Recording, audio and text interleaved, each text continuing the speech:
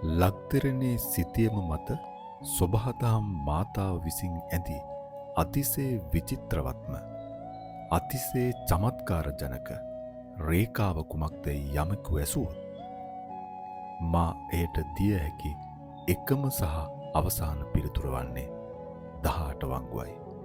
උඩුදුම්බර මහා කඳු නිම්නේ සිසාරා නිල්වන් අහස සිපගන්නා කඳු මුදුන් පීරමින් හසලකමින්ම ඓතිහාසික මහියංගන පුදබිම දෙසට ඇදී යන මේ මග මිහිපිට මැව් දිව්‍යමය සිතුවමකි.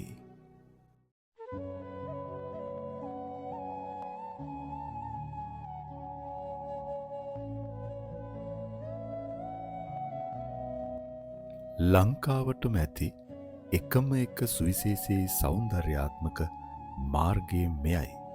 ඉහළ ආකාශයේ පාවෙන වලාකුළක සිට මේ දෙස බලන්නෙකුට දිස්වන්නේ මහා හරිත පලසක් මත සත්ව නාරජෙකු සීරුවෙන් ඉදිරියට ඇදී යන්නක් මෙනි.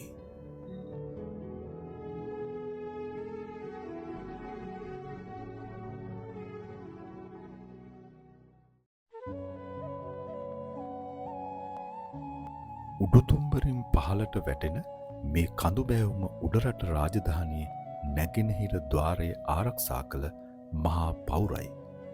සතුරෙකුට ලේසියෙන් උඩරටට ඇතුළු විය නොහැකි වනසේ සොබහදාම විසින් නිම වූ ආරක්ෂක වලල්ලකි. මහියංගන මහා සෑ වන්දනා කිරීමට ගිය කීර්තිසී රාජසිංහ ශ්‍රී වීර පරාක්‍රම නරේන්ද්‍ර සිංහ වැනි අන්තිම රාජසිංහ රජවරුන් ඔවුන්ගේ රාජකීය සේනාවන් දෝලාවලින් සහ අශ්වයන් පිටින් මේ දුෂ්කර කඳුවැටි බැස යන්නට ඇත්තේ අතිශය ගාම්භීර විලාසයකිනි.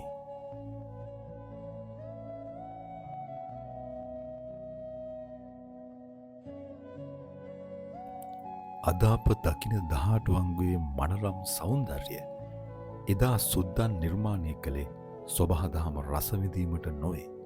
තමන්ගේ දේශපාලන බලය, ශක්තිය සහ ආර්ථික ලාභයේ ලක්දරණේ සතර දිග්භාගයේ වෙතම පතුරුවා හැරීමේ මහා උපක්‍රමික සැලසුමක අනිවාර්ය කොටසක් වශයෙනි.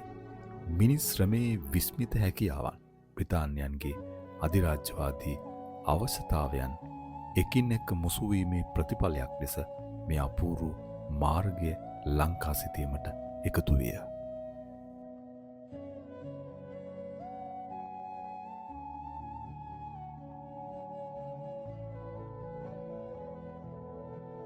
රියදුරකු විසින් යාමට අකමැති සහ අප්‍රසන්න අබලං වූ පටු මාර්ගයක් ලෙසින් මේ මාර්ගයේ පැවතුණි.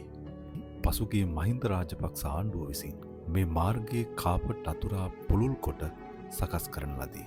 අද වන විට නෙත් සිත් පැහැරගන්නා මනරම් දිව්‍යමය මාර්ගයක් ලෙස දිස්වෙයි.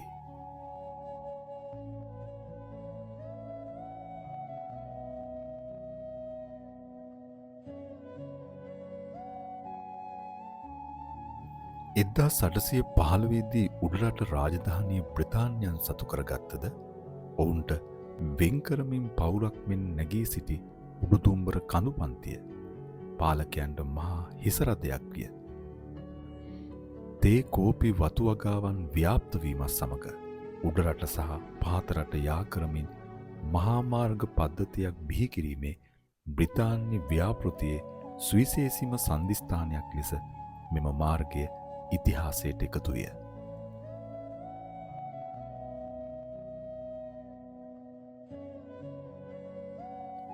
සොබාදහම් මාතාව විසින් මවන ලද උත්කෘෂ්ට සෞන්දර්යයේ වර්ණාවලියත් එකින් එක මුසු ජීවිතයේ එක්වරක් හෝ නෙතින් දැක හදවතින් විඳගත යුතුම මහා පූජනීය නිමවුම 18 වංගුවයි.